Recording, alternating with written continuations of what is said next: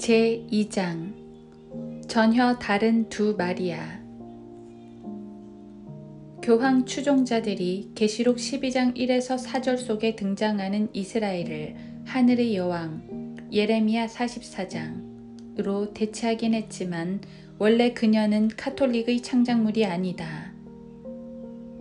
카톨릭 사제를 부르는 호칭인 아버지라는 용어도 카톨릭 스스로 만든 것이 아니며 제2나 교구 위원도 마찬가지다.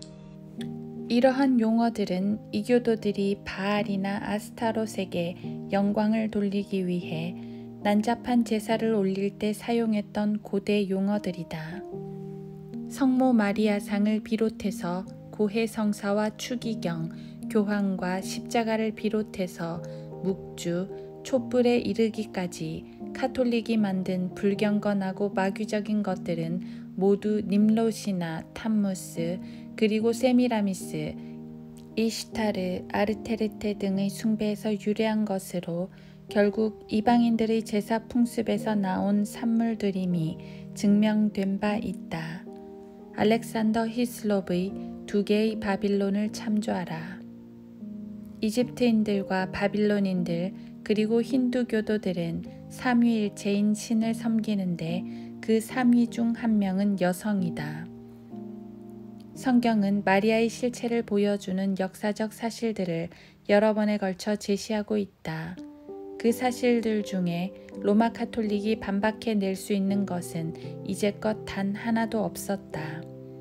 그래서 카톨릭계 학교에서 가르치는 모든 카톨릭 교사들은 이런 성경 구절들을 의도적으로 덮어두거나 무시한다.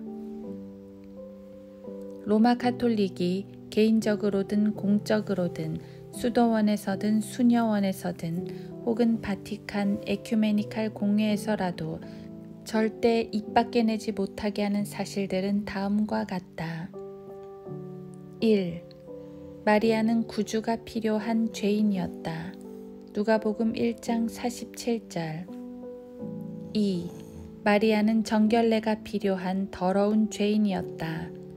레위기 12장 1에서 7절, 누가복음 2장 22절.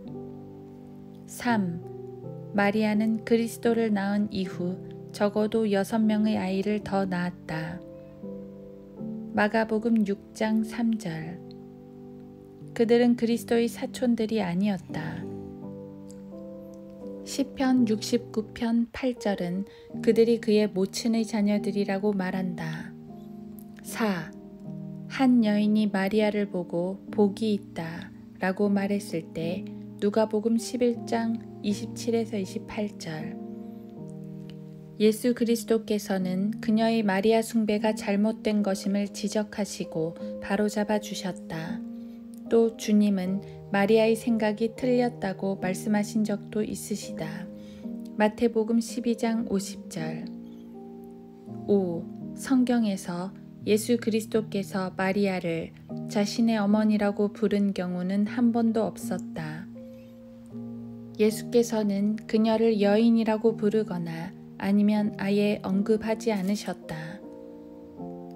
6. 베드로, 야고보, 요한, 마태, 도마, 바돌로메, 바울, 실라, 바나바 등 초대의 그리스도인들 중에서 마리아에게 시간을 투자하거나 그녀의 의견을 얻고자 믿음에 관한 문제를 포함한 그 어떤 문제라도 들고서 그녀에게 나아갔던 사람은 아무도 없었다.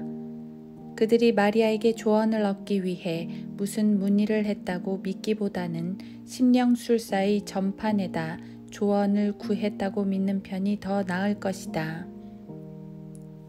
7. 성경에서 마리아가 마지막으로 언급될 때 그녀는 120명의 제자들이 모인 틈에 끼어서 함께 기도하고 있었다. 사도행전 1장 14절. 제자들 중에서 마리아를 특별히 존경하거나 숭배하거나 그녀에게 기도를 한 사람은 없었으며 그녀의 아들의 생일을 경축한 사람도 역시 없었다. 어느 누구도 마리아의 응답을 기다리며 성모 마리아에게 드리는 기도를 하지 않았다. 이것이 성경 속의 마리아에 관한 역사적 사실이다. 이러한 역사적 진실들을 무시하고 거부하고 반대하는 그 어떤 카톨릭의 전통이나 교황의 전통, 그리고 초대교회의 교부들로부터 나온 전통들은 모두 사탄적이다. 창세기 3장 1절. 성경 속의 마리아는 그녀가 유다 이스카리옷의 어머니가 아니었던 만큼이나 하나님의 어머니가 아니었다. 하나님의 어머니라는 존재는 위대하신 레오께서 칼케톤 공회가 열리고 있던 시기에 공표해서 형성된 카톨릭의 전통이자 이교도의 전통에 그 기원을 둔 여자 마귀에 불과하다. 마리아가 정말 하나님의 어머니였다면 초기의 그리스도인들은 그녀를 주목하고 숭배하면서 새로운 이방인 개종자들을 그녀에게로 인도해 왔을 것이다. 성경에 나오는 마리아는 카톨릭의 마리아와 아무 상관이 없다. 이 둘은 완전히 다른 두 존재이며 아무 연관이 없는 별개의 여인들이다. 카톨릭의 마리아는 20세기에 들어서는 UFO의 모습으로 나타나기까지 했다. 카톨릭 성서까지 포함해서 성경 속에 나타난 성경적 사실들이 진실이라면 레오 1세를 필두로 한 모든 교황들은 성경을 거부하는 사악한 이교도에 불과하다. 이 해괴한 카톨릭의 마리아와 관련된 가장 가증스럽고 기가 막힌 말은 마리아가 무소부지하다는 주장이다. 그녀가 하나님처럼 하늘과 땅에 충만하다는 것이다. 상상해보라. 하늘과 땅에 충만한 유대 처녀라니. 그녀가 5개 대륙에서 드려지는 80억 명의 죄인들의 기도를 동시에 들을 수 있다고 한다. 도대체 어떤 마리아를 말하는 것인가? 혹시 비너스를 잘못 말한 것 아닌가? 아니면 다이아나, 아르테미스, 혹은 무슨 여신은 아닌가? 그러면 로렐라이는, 미네르바, 주노, 자넷 리노는 어떤가? 힐러리 클링턴, 이것도 아니면 원더우먼. 카톨릭의 마리아는 필리핀, 스페인, 이탈리아, 프랑스, 호주, 콜롬비아, 멕시코, 인도, 뉴욕, 뉴저지, 매사추세츠주나 중남미에서 80억 명의 죄인들이 올리는 청원을 모두 들어줄 수 있는 여자라는 것이다. 이게 얼마나 방대한 지역인지나 아는가?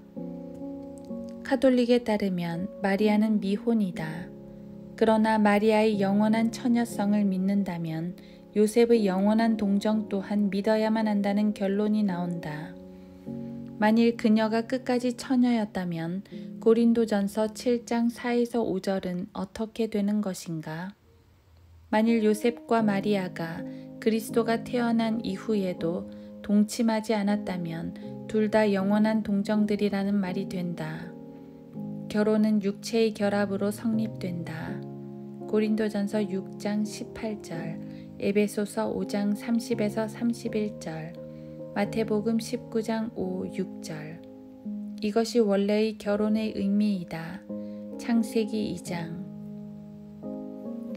카톨릭은 자신들이 믿으라고 말하면서 늘어놓는 그 말에 관해 검토해보는 것조차 허락하지 않는다.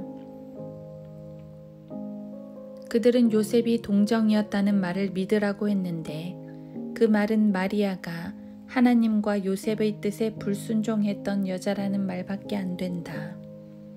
고린도전서 7장 4, 5절. 그녀는 평생 동안 요셉에게 속한 권리, 고린도전서 7장 4, 5절을 빼앗은 반항적인 여자라는 뜻이 된다는 말이다.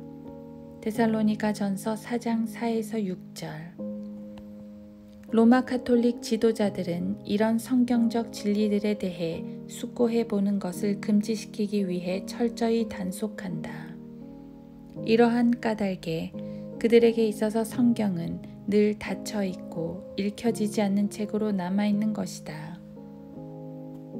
다른 예를 보자. 모든 카톨릭 교도들은 동정녀는 무수한 처녀들을 뜻한다고 배웠다. 그 동정녀는 동정녀 마리아만을 뜻하지 않는다는 것이다.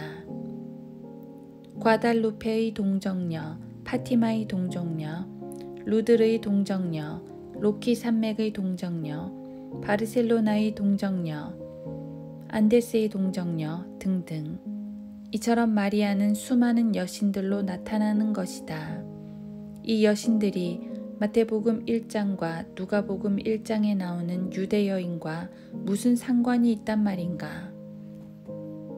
마귀에게 사로잡힌 교황들은 이 여자 마귀를 숭배하기 위해서 그녀에게 세 가지 신성을 부여했다. 이 세 가지의 속성은 카톨릭 성서, 림프 듀에이 성경, 조합 성경, NASB, 낙스 역본, 예루살렘 역본, 뉴 예루살렘 역본 등을 포함한 그 어느 역본에서도 찾아볼 수 없다. 첫째로 예수 그리스도의 무죄성을 그녀에게 부여했고 후에 예수 그리스도께서 육신이 썩지 않고 부활하신 것을 그녀에게도 적용시켰다. 마리아 몽소 승천. 그리고 나더니 그들은 그녀가 무소부재함으로 80억 명의 죄인들의 기도를 동시에 들을 수 있다고 주장하기 시작했다. 요약해서 말하면 그들은 마귀적인 암코양이를 창조해내서 그녀를 어머니라고 부르면서 그녀에게 마리아라는 이름을 붙여준 것이다. 백보좌 심판에서 유대인들이 소망을 두고 있는 모세가 믿지 않는 유대인들을 고소하고 요한복음 5장 45절 시바의 여왕이 모소의 고소를 확증할 그때에 마태복음 12장 42절 마리아도 일어서서 누가복음 1장 28절을 근거로 해서 그녀의 이름과 증거와 성격, 그녀에 관한 기록을 더럽히며 하나님을 모독한 교황들과 그의 추종자들을 고소할 것이다. 로마 카톨릭의 마리아는 바퀴벌레 한 마리도 구원하지 못했다. 미신에 사로잡힌 이교도들은 초자연적인 능력이나 병의 치유가 하나님이 아닌 마리아에게 속하는 것이라고 생각할 만큼 어리석고 신성 모독적인 까닭에 그녀 여자 마귀에게 기도를 함으로써 스스로 자신들의 저주를 불러들이고 있다. 1963년 달라스 시내에서 리무진 뒷좌석에 앉아있던 제키 케네디는 옆에 있던 남편의 머리 뒷부분이 총탄에 날아가는 것을 보고서 암살자들의 총을 피하기 위해 차 밖으로 뛰쳐나갔다. 그녀는 마리아가 자신을 보호하기 위해 마리아에게 드리는 기도를 하느라고 시간을 낭비하지 않았다.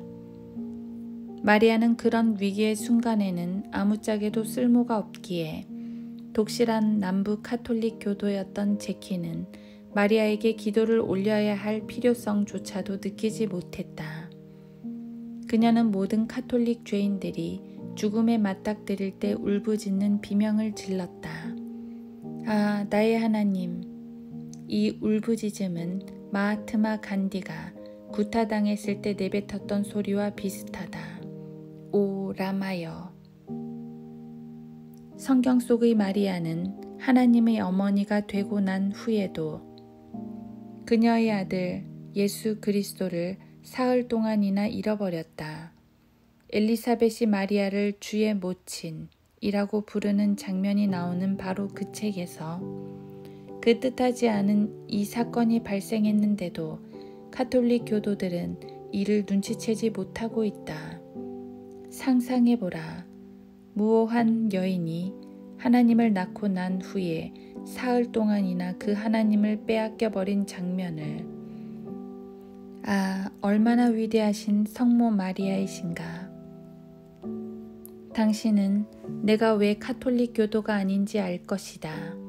그 이유는 내가 초등학교 수준의 영어로 기록된 책을 읽을 수 있고 IQ가 적어도 80은 넘기 때문이다.